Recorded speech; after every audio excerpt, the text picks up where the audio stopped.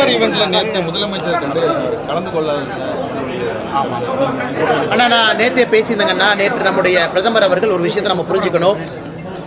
எப்பொழுதுமே ஒரு நாட்டினுடைய பிரதமர் இன்னொரு நாட்டிற்கு அதிகாரப்பூர்வமாக பயணத்தில் இருக்கும் பொழுது நேரடியாக அந்த நாட்டினுடைய தலைநகரத்துக்கு தான் வருவாங்க. அது மரபு. ஆனா நம்முடைய பிரதமர் நரேந்திர மோடி அவர்கள் தாய்லாந்து பயணத்தை முடித்துவிட்டு, இலங்கை பயணத்தை முடித்துவிட்டு நேரடியாக நம்முடைய தமிழ் மண்ணுக்கு வந்திருக்கிறாங்க.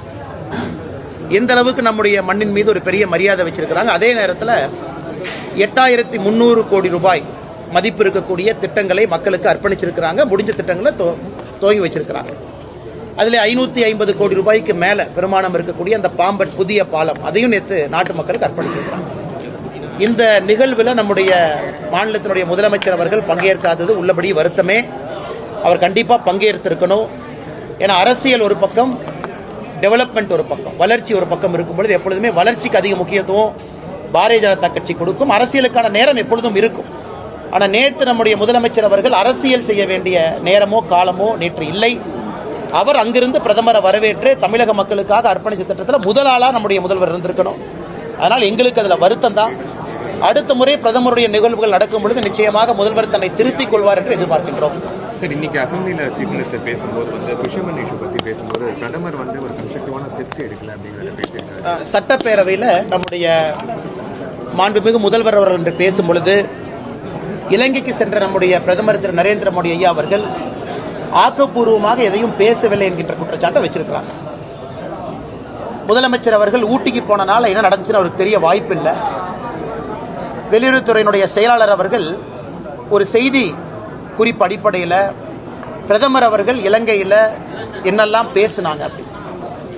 பாரத பிரதமர் நரேந்திர மோடி அவருடைய இந்த இலங்கைக்கான பயணம் என்பது ஒரு சரித்திரம் வாய்ந்த பயணம். நான் கொஞ்சம் விவரமா அதை பற்றி பேச விருப்பப்படுறேன். எதற்காக இது சரித்திரம் வாய்ந்த பயணம்னா, முதலாக ஒரு அதிபருக்கு, ஒரு நாட்டினுடைய பிரதமருக்கு அந்த நாட்டில் ஃப்ரீடம் ஸ்கொயர் என்று சொல்லப்படுகின்ற கொழும்பு மாநகரத்தில் இலங்கைக்கு எங்கே விடுதலை அறிவிக்கப்பட்டதோ அந்த ஃப்ரீடம் ஸ்கொயரில் முதலாக ஒரு நாட்டிற்காக அந்த இடத்துல நிகழ்வு நடந்தது.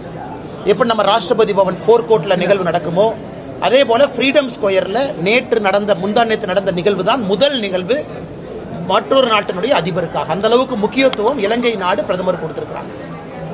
பிரதமருடைய மற்ற விசிட் அனுராதபுரா, கொழும்பு எல்லா இடத்துலையும் பார்த்தீங்கன்னா, குறிப்பாக நம்முடைய இந்தியா இலங்கைக்கு எவ்வளவு நெருங்கிய ஒரு நாடாக இருக்கிறது, தொப்புள் கொடி உறவாக இருக்கிறது என்பதை பிரதமர் இந்த விசிட்ல இன்னும் ஆழமாக பதிவு வைத்திருக்கிறார். பிரதமர் அவர்கள் இலங்கையினுடைய அதிபரை சந்திக்கும் பொழுது, பத்திரிகையாளர்கிட்ட பேசும்பொழுது 2 விஷயத்தை ஆணித்தரமா பேசியிருப்பாங்க. ஒன்று, நான் இலங்கையினுடைய பிரதமர்கிட்ட விஷயத்தை வலியுறுத்தி இருக்கிறேன். அங்க இருக்கக்கூடிய எல்லா மீனவர்களையும் உடனடியாக விடுதலை செய்ய வேண்டும் என்கிற கோரிக்கையை வச்சிருக்கேன். ஆன் ரெக்கார்ட் பிரதமர் சொல்லியிருக்காங்க. அது மட்டும் இல்லாம நம்முடைய பிரதமர் அவர்கள் ஆன் ரெக்கார்ட்ல சொல்லியிருக்கிறாங்க, பிடிக்கப்பட்ட எல்லா படகுகளையும் விடுதலை செய்ய வேண்டும் என்கிற கோரிக்கையை வச்சிருக்கேன். முதலமைச்சர் நல்லா புரிஞ்சுக்கணும், இலங்கையில ஒரு சட்டம் இருக்கு. அந்த சட்டத்தின் அடிப்படையில் நம்முடைய மீனவர்களை கைது செஞ்சிருக்கிறாங்க. அந்த சட்டத்தின் அடிப்படையில் நம்முடைய படகுகளை பிடிச்சு வச்சிருக்கிறாங்க. இலங்கையினுடைய சட்டத்தின் அடிப்படையில் நம்முடைய பிரதமர் பேச்சுவார்த்தையில் என்ன பேசணும் அப்படிங்கறத வெளிப்படையாக பத்திரிகையாளர் சந்திப்பில் சொல்லியிருக்கிறாங்க. படகையும் விடுதலை செய்ய வேண்டும் என்று கோரிக்கை வைத்திருக்கின்றேன், மீனவர்களையும் விடுதலை செய்ய வேண்டும் என்று கோரிக்கை வைத்திருக்கின்றேன். அதன் அடிப்படையில் நேற்று 14 மீனவர்கள் விடுதலை செய்யப்பட்டிருக்கின்றார்கள். எல்லா மீனவர்களும் விரைவில் விடுதலை செய்யப்படுவார்கள் என்கின்ற நம்பிக்கை இருக்கு. அதே நேரத்தில் ஒரு பெரிய நாடு, முக்கியமான நாடு, பொருளாதாரத்தில் மிக முன்பு சென்று கொண்டிருக்கக்கூடிய நாடு, இலங்கைக்கு ரொம்ப நட்பாக இருக்கக்கூடிய நாடு, இந்திய நாட்டினுடைய பிரதமர் வைத்திருக்க கோரிக்கைக்கு நிச்சயமாக இலங்கையினுடைய பிரதமர் அவர்கள் செவிசாய்ப்பார்கள் என்கின்ற முழு நம்பிக்கை எனக்கு இருக்கு. படகையும் விடுதலை செய்ய வேண்டும் என்று சொல்லியிருக்கிறாங்க. நிச்சயமாக இலங்கை அதையும் கன்சிடர் பண்ணி அறிவிப்பாங்க. அதனால் இது எல்லாம் மறைச்சிட்டு முதல்வர் அவர்கள் அசம்பிளியை தவறாக வழிநடத்தி இருக்கின்றார்கள். இவ்வளவு பேச்சுவார்த்தை நடந்திருக்கு. பேச்சுவார்த்தை நடத்திய பிறகு பத்திரிகை நண்பர்களுக்கு வெளிப்படையாக பிரதமர் பேசியிருக்கிறார். நாங்கள் என்ன பேசியிருக்கோம் அதையெல்லாம் மறைத்து விட்டு முழு பூசணிக்காய சோத்திலே மறைப்பது போல் பொய்யை சொல்லியிருக்கின்றார் முதல்வர்.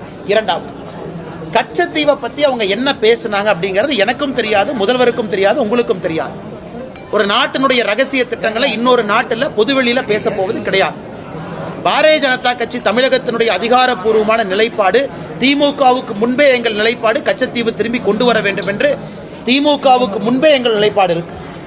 அதனால் முதலமைச்சர் அவர்கள் தயவு செய்து எங்களுக்கோ பாரத பிரதமர் நரேந்திர மோடி அவர்களுக்கோ பாடம் எடுக்க வேண்டாம் கச்சத்தீவை பற்றி. கச்சத்தீவு இன்னைக்கு இன்னொரு நாட்டினுடைய சொத்தா இருக்கு. கத்தியை காட்டி துப்பாக்கி முனையிலே அந்த சொத்தை பறிமுதல் செய்து கொண்டு வர முடியாது. அதற்கு ஒரு சிஸ்டம் இருக்கு. நிச்சயமாக பாரதிய ஜனதா கட்சி தமிழகத்தினுடைய கோரிக்கை நாங்க ஜெய்சங்கர் ஐயாட்ட எப்போ வச்சிருக்கோம்.